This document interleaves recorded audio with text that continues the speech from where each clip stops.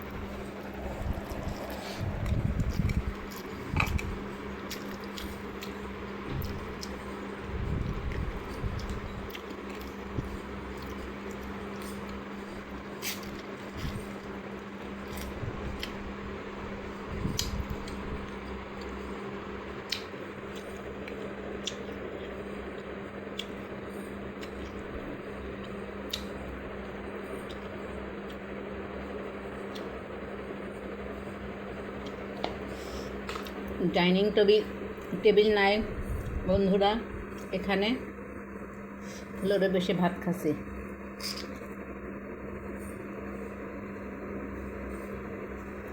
ফ্লোরে বসে ভাত খাওয়ার শান্তিও আলাদা।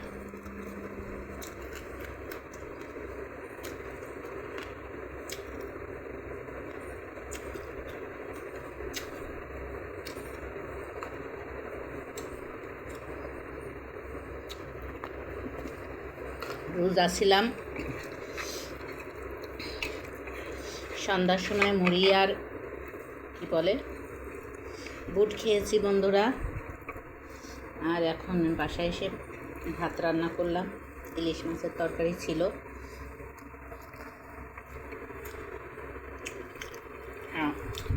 মাংস।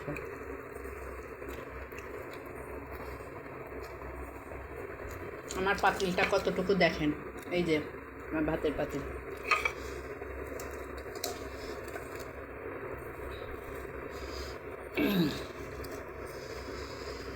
জীবনটা বড় কঠিন জায়গা বন্ধুরা। এখানে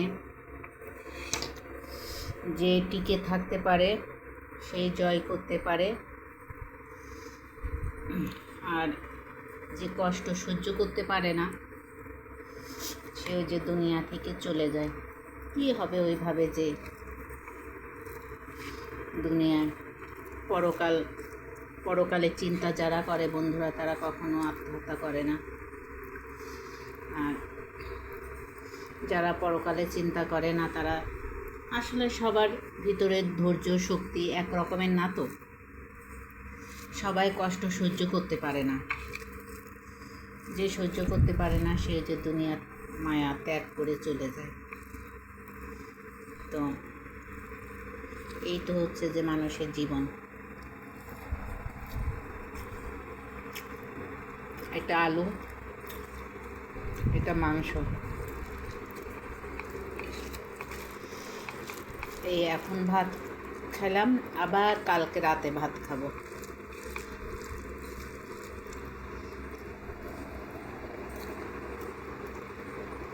তো খেতে খেতে একটা কথাই বলবো বন্ধুরা, রাগকে হারাম করবেন। অনেকে আমার কথা বলে আমার ভিতর নাকি ইগো নাই। ঠিকই আছে, দুনিয়ায় বেঁচে থাকতে হলে লুচ্চা, বদমাইশ, চোর, ডাকাত সব কিছুর সঙ্গে বসবাস করতে হয়। কারণ আপনি তো বুঝতে পারবেন না কে চোর, কে ডাকাত, কে লুচ্চা, কে বদমাইশ। সবাই আমরা ভালো মানুষ। এই ভালো মানুষের মধ্যেই আমাদেরকে বেঁচে থাকতে হবে। এই জন্য বলি, সবাই রাগকে হারাম করবেন। রাগ হারাম করা, সে আমাদের নবী করিম হযরত মুহাম্মদ সাল্লাল্লাহু আলাইহি সাল্লাম বলেছে, রাগকে হারাম করো।